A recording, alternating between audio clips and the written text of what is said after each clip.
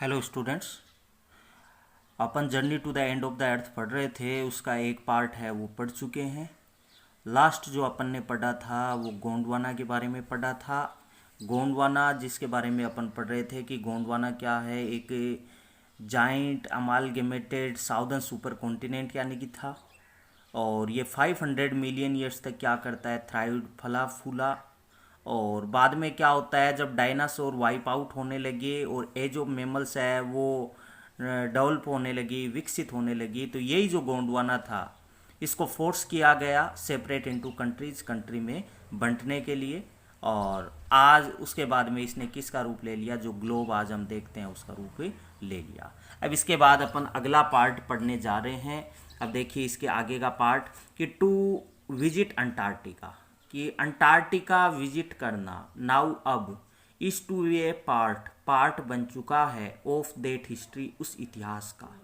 कौन से इतिहास का? गोंडवाना के यानी कि इतिहास का। गोंडवाना जो कि 650 मिलियन ईयर्स एगो हुआ करता था। कि आज अंटार्कटिका यानी कि जाना किसका, यानी कि पार्ट होना है उस इतिहास का, यानी कि गोंडवाना के इतिहास का पार्ट होना यानी कि का है। और वहां पे आप जाओगे तो ये इंपॉर्टेंट क्यों है, क्वेश्चन निकलेगा why is a visit to Antarctica important, यानी कि अंटार्कटिका विजिट करना हमारे लिए इंपॉर्टेंट है क्यों है। तो अपन क्या लिखेंगे कि विजिट टू अंटार्कटिका है वो हमारे लिए यानी कि इंपॉर्टेंट है।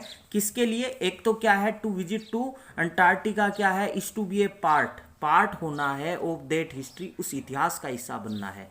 नंबर 2 साथ में क्या है, टू गेट ए ग्रेस मानी समझना, कि क्या समझना, oh where we have come from, हम कहाँ से आए हैं, and where we could possibly be heading, और हम पॉसिबली किधर की ओर जा रहे हैं। कहने का मतलब अंटार्कटिका आप जाओगे तो वहाँ आप क्या जानोगे, वी नो, हम जानेंगे कि where we have come from, हम कहाँ से आए हैं, और where we could possibly be heading, और पॉसिबली हम किधर की ओर जा रहे हैं। ऐसा यानी कि वहाँ जानने को यानी कि हमें मिलेगा। और इट इज़ आल्सो इम्पोर्टेंट, और साथ में ये इम्पोर्टेंट भी है अंटार्कटिका टू अंडरस्टैंड डेथ, और ये समझने के लिए, क्या अंडरस्टैंड करने के लिए, टू अंडरस्टैंड द सिग्निफिकेंस मतलब महत्वता ऑफ द कोर्डिलेन फोर्स, यानी कि जो समांतर पर्वत श्रृंखलाएं के अंदर जो मोड़े हैं, आज अपन देखते हैं अपने बहुत सारी यानी कि पर्वत श्रृंखलाएं हैं, उनमें जो फोल्ड्स बनी हुई है, मोड़े बनी हुई है, उसकी महत्वता के बारे में यानी कि समझना,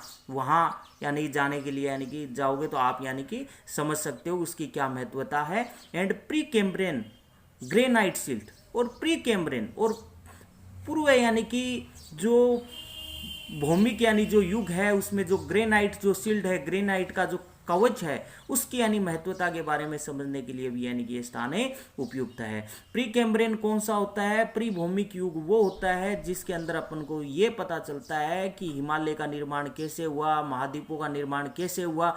तो कहने का मतलब आप वहां जाओगे तो आप किसकी सिग्निफिकेंस को समझोगे, कोर्डिलेन फोर्स यानी समांतर पर्वत श्रृंखलाएं हैं उनकी मोड़ों को समझोगे, और प्री कैम्ब्रियन ग्रेनाइट सिल्ड, और प्री कैम्ब्रियन यानी कि पूर्व भूमिक यानी जो ग्रेनाइट के यानी जो कवच थे उसकी महत्वता के बारे में समझोगे। और साथ ही में किसके बारे में समझोगे, ozone and carbon evolution and extinction, यानी कि ओजोन और कार्बन का एवोल्यूशन मानी उद्भव और एक्सटिंक्शन मानी पतन, कि ओजोन और कार्बन का किस तरह से उद्भव और जो पतन हो रहा है उसके बारे में भी, उसके इतिहास को जानने के लिए भी यानी कि अंटार्कटिका है वो सबसे बेटर स्थान है। तो क्वेश्चन बन गया कि why is a visit to Antarctica important, कि अंटार्कटिका में विजिट यानी कि करना इंपॉर्टेंट क्यों है। तो अपन क्या लिखोगे, लिखेंगे ये शुरुआत की लाइन लिख देंगे, टू विजिट अंटार्कटिका, अंटार्कटिका में विजिट करना यानी कि क्या है, is to be a part होना है ऑफ दैट हिस्ट्री, उस इतिहास का यानी कि हिस्सा बनने का यानी कि है। और वेयर वी यानी कि, और वी नो, हम जानेंगे क्या जानेंगे, oh where we have come from, कि हम कहाँ से तो आए हैं, हम कहाँ से तो आए हैं, और where we could possibly be hiding, और हम किधर की ओर यानी कि जा रहे हैं, ये हम वहां जाकर के यानी कि समझेंगे। और इट इज और साथ में क्या है, आल्सो टू अंडरस्टैंड, और ये भी समझेंगे द सिग्निफिकेंस, किसकी महत्वता के बारे में समझेंगे, ऑफ कॉर्डिलियन फोर्स, यानी जो समांतर पर्वत श्रृंखलाएं हैं उसके अंदर जो मोड़े हैं उनके बारे में समझेंगे। प्री कैम्ब्रियन जो ग्रेनाइट शील्ड्स है उनकी महत्वता के बारे में समझेंगे। और साथ में अपन क्या समझेंगे वहां जाकर के, ओजोन और कार्बन का यानी जो उद्भव और पतन है उसके बारे में भी अपन क्या करेंगे, समझेंगे। तो इसलिए अंटार्कटिका विजिट करना हमारे लिए इंपॉर्टेंट है। अब आगे देखो, व्हेन यू थिंक, जब आप यानी कि सोचते हो, अबाउट ऑल दैट, इन सब के बारे में, तो क्या होता है, कैन हैपन, ये घटित हो सकता है, इन ए मिलियन ईयर्स, यानी मिलियन सालों के अंदर यानी कि हुआ है, 10 लाख यानी कि सालों के अंदर हुआ है। कहने का मतलब क्या है कि आज अपन देखोगे कि ओजोन ये जो और कार्बन का उद्भव और पतन वहां जानोगे, और आज के परिप्रेक्ष्य में देखे तो आज जो हालात जो खराब बनी हुई है तो वह लगभग कितने साल हुए हैं, 10 लाख साल हुए हैं। और it can get pretty mind boggling, और इससे क्या हो सकता है, माइंड बॉगलिंग मतलब आपका दिमाग चकरा जाएगा कि देखिए कि कितने थोड़े से समय के अंदर क्या है, यानी कि हमने इस अर्थ की क्या हालत बना दी है। और क्या किया जा रहा है, इमेजिन, कल्पना की जा रही है, क्या कल्पना की जा रही है कि इंडिया पुशिंग नॉर्थवर्ड्स, और क्या कल्पना की जा रही है कि इंडिया को नॉर्थवर्ड की तरफ यानी कि पुश किया जा रहा है, इंडिया को उत्तर की तरफ क्या किया जा रहा है, धकेला जा रहा है, जैमिंग कस करके अगेंस्ट एशिया, एशिया की तरफ। और जैसे यानी कि इंडिया को एशिया की तरफ कस करके धकेला जा रहा है तो क्या होता है, to buckle its crust, buckle, buckle मानी पिचकते हैं, इट्स क्रस्ट यानी कि इसके यानी जो क्रस्ट है, भूपटल है, वो क्या करते हैं, वो यानी कि पिचकते हैं। एंड फॉर्म द हिमालय, और किसका निर्माण होता है, हिमालय का निर्माण होता है। इंपॉर्टेंट पर्सन है कि how were the Himalayas formed according to the author, कि लेखक के अनुसार हिमालय का निर्माण कैसे हुआ।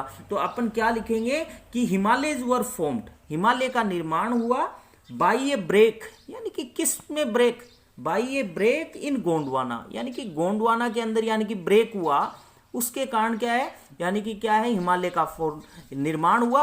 और क्या बताया जाता है उसमें कि इंडिया है उसको पुष्ट नॉर्थवर्ड्स, इंडिया को पुष्ट किया गया नॉर्थ वेस्ट की तरफ और अगेंस्ट एशिया, एशिया की तरफ, टू बकल इट्स क्रस्ट, और जिसके कारण उसके यानी भूपटल है वो यानी कि पिचके और फॉर्म द हिमालय, और किसका निर्माण हुआ, हिमालय का निर्माण हुआ। तो इसमें दो क्वेश्चन यानी कि बन गए, एक तो ये कि हिमालय की अंटार्कटिका जाना क्यों इंपॉर्टेंट है, और दूसरा हिमालय का निर्माण कैसे हुआ। ये क्वेश्चन ज्यादा इंपॉर्टेंट है। तो अपन क्या लिखेंगे कि हिमालयज वर फॉर्म्ड, हिमालय का यानी कि फॉर्म हुआ, यानी कि बाई ए ब्रेक, यानी कि कब निर्माण हुआ, जब ब्रेक हुआ, किसके अंदर यानी कि ब्रेक हुआ, यानी कि गोंडवाना जो कि सुपर कॉन्टिनेंट था उसमें यानी ब्रेक हुआ। और इमेजिन ये किया गया कि इंडिया को पुष्ट नॉर्थवर्ड्स, यानी कि उस समय इंडिया को यानी उत्तर की तरफ धकेल दिया गया, उत्तर की तरफ एशिया की तरफ धकेल दिया गया, और बकल इट्स क्रस्ट, और जिससे उसके भूपटल है वो पिचके, और जिसके कारण किसका निर्माण हुआ, हिमालय का निर्माण हुआ।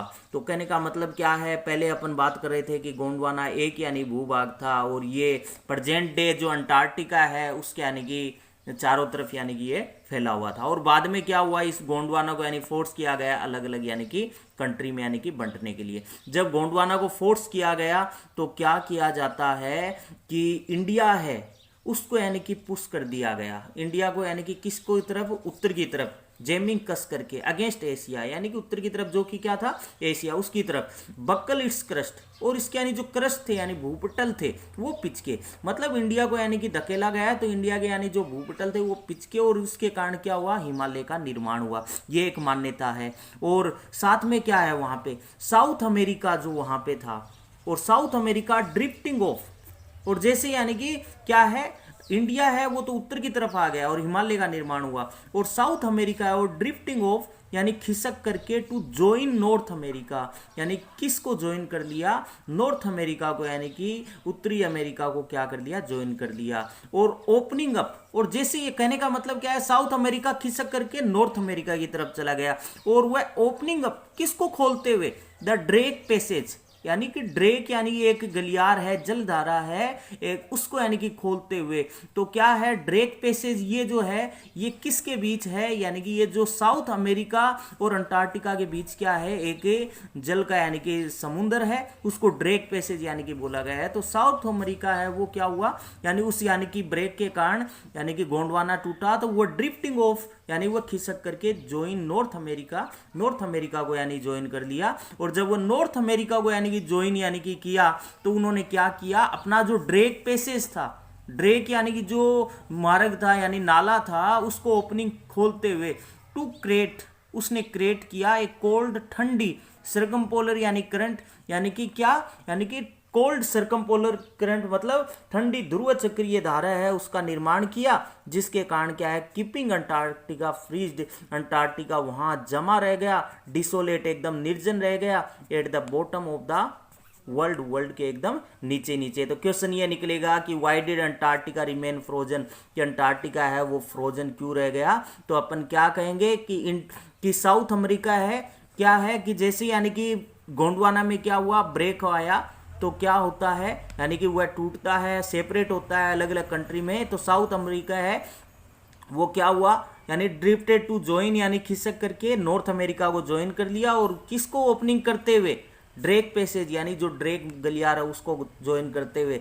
और उसने जैसे यानी कि ड्रेक पैसेज को खोला, नाले को खोला अपने को, तो उसने क्रिएट किसको, यानी कि कोल्ड सर्कमपोलर करंट को यानी कि क्रिएट किया, और जिसके कारण क्या है वो पानी है वो वहीं जो अंटार्कटिका बीच में ही रह गया, वहां जाकर के यानी कि जम गया, और वह स्थान है डिसोलेट रह गया, एकदम निर्जन रह गया, और at the bottom of the world, और वह वर्ल्ड के नीचे नीचे रह गया। तो इसमें यानी कि आज अपन ने यानी कि 3 क्वेश्चन यानी कि पढ़े हैं। 3 क्वेश्चन में वो एक तो अंटार्कटिका जाना इंपॉर्टेंट क्यों है, नंबर 2 हिमालय का फॉर्म कैसे हुआ, और नंबर 3 कि अंटार्कटिका है वो फ्रोजन कैसे हो गया, मतलब जमा कैसे रह गया। तो ये 3 क्वेश्चन हुए। अब अगला देखिए कि फॉर ए सन वर्शिपिंग, कि एक सन वर्शिपिंग के लिए, एक सूर्य की पूजा करने वाला, एक सूर्य की उपासक साउथ इंडियन यानी दक्षिण भारतीय, लाइक माई सेल्फ यानी कि मेरे जैसे, यानी कि दक्षिण भारतीय जो कि क्या हो, सन वर्शिपिंग हो, सूर्य की पूजा करने वाला हो,